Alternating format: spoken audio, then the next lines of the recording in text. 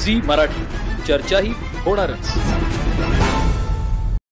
रामलिंग उपसा सिंचन योजनेस प्रशासकीय मान्यता मिळाल्याबद्दल माजी जिल्हा परिषद सदस्य प्रसाद खोबरे आणि तारदाळ गावातील ग्रामस्थांच्या वतीनं वारणा समूहाचे सर्वेसर्वा आमदार विनय कोरे यांचा सत्कार करण्यात आला।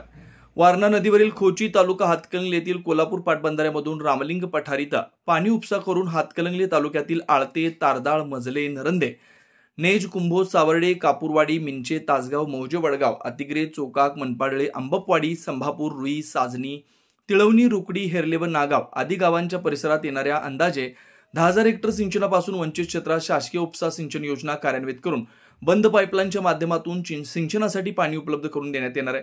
या योजनेत तारदाळ गावाचा समावेश केल्याबद्दल आमदार विनय कोरे यांचा सत्कार करण्यात आला।